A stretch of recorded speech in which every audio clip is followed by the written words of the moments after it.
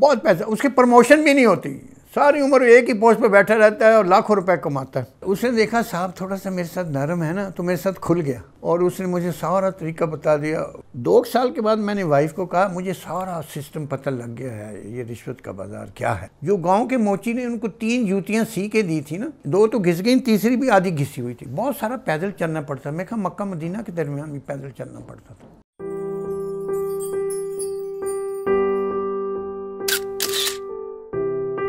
Service में आने के बाद बहुत बड़ा मसला, यकीनन जो सबसे बड़ा मसला होता है वो रिश्वत का होता है। हमारे लोगों का शायद गुजारा नहीं होता या क्या है, लेकिन उस ज़माने में तो तनख्वाहें इतनी बुरी नहीं थी। मैं आपको बताता हूँ, परचेजिंग पावर भी अच्छी थी। मैं जब पहले वापडा में असिस्टेंट में भर्ती हुआ तो मेरी तनख्वाह 500 थी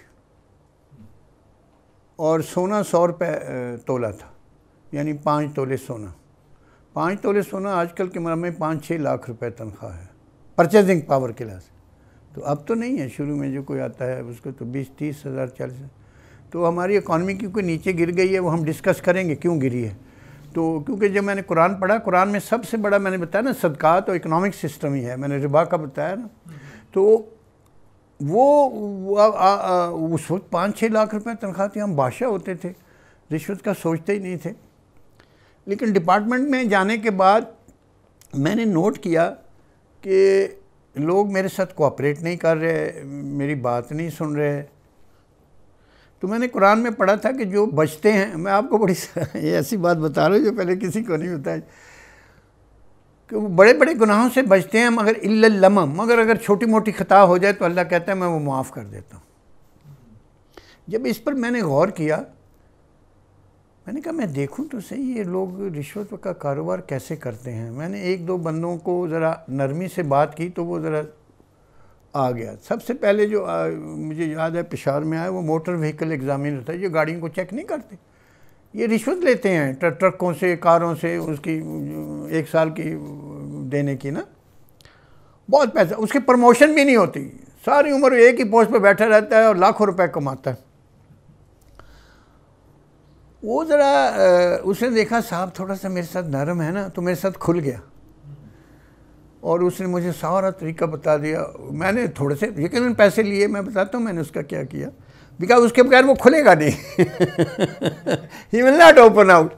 उसने देखा ये साहब तो लाइन पर लग गया है, तो फिर मुझे सारा उसने बताया क्या क्या, कहाँ कहाँ, किस किस को पैसा जाता है, क्या होता है। तो ये भी एक काम करने का तरीका है ना, आप सिस्टम में जाते हैं तो आपको देखना पड़ता है ये क्या हो रहा है। वो पैसा मैंने क्या किया, कोई 6 महीने 1 साल लिया होगा या 2 साल, मुझे नहीं याद इतना। मैं ये सेविंग सर्टिफिकेट ख़रीद लेता था, ख़ुद नहीं इस्तेमाल करता था। 2 साल के बाद मैंने वाइफ को कहा मुझे सारा सिस्टम पता लग गया है, ये रिश्वत का बाज़ार क्या है। ये जो हमने बॉन्ड्स ख़रीदे हुए हैं इसको तो हमने इस्तेमाल नहीं करना, ये तो एक पर्पज़ के लिए थे। तो एक दिन रात को हम दोनों बैठे और हमने कागज़ लेकर न जला दिए। ये आपको सही बात बता रहा हूँ, वो सारा जला दिए जो हमने फिक्स डिपॉजिट, वो ये सेविंग अकाउंट नहीं होता आज का। मुझे बाद में किसी ने बताया कि वो जो अगर आप वो 10 साल में जो भी इसका पिन्ना लें तो वो स्टेट बैंक को चले जाते हैं। मैंने कहा चलो अच्छा है, हुकूमत को चले गए। लेकिन हमने तौबा कर ली। ये मैं आपको ज़िंदगी का सही वाक़या बताऊँ, बिकॉज आपको काम करने के लिए अंदर जाके थोड़ा सा देखना पड़ता है क्या हो रहा है सिस्टम में, क्या गड़बड़ है। वो जब मैंने सारा तरीका सीख लिया तो ये, अब इसका एक बैकग्राउंड भी चलें सुनने, क्या हमारी तबीयत में क्यों इस तरह है। लोग तो सच्ची बात है रिश्वत लेते हैं, खाते भी हैं, मज़े भी करते हैं। मेरे दादा जान मोहम्मद ने 1930-32 में हज पे गए थे। हमारा गांव था ना लैलपुर में, आदि तो हम जलंधर से थे, आदि ये आबाद हो गई थी, तो दादा जान इधर थे। वो पूरे इलाके में पहली दफ़ा हज पे गए थे और सारे इर्द गिर्द के उस वक्त तो बहुत होता था, कोई हज पर जाता ही नहीं था, नए इलाके आबाद हुए थे, तो सबसे पहले हाजी थे वो। और कई गांव के लोग उनको छोड़ने आए, वो गए, मुझे नहीं पता किस तरह गए हैं, पैदल गए हैं या 6 महीने के बाद वो वापस आए। जो गांव के मोची ने उनको 3 जूतियां सी के दी थी ना, तीसरी जूती 2 तो घिस गई, तीसरी भी आधी घिसी हुई थी। बहुत सारा पैदल चलना पड़ता। मैं कहा मक्का मदीना के दरमियान भी पैदल चलना पड़ता था, बहुत मुशक्क़त वाला हज होता था। चले अल्लाह ताला ने तौफीक की तो हम अपने इलाके में अपने गांव में हाजी वाले मशहूर हो गए। बाद में और हाजी आए तो हमें पुराने, अभी भी हमें पुराना हाजी वाला कहते हैं बाकियों को हाजी।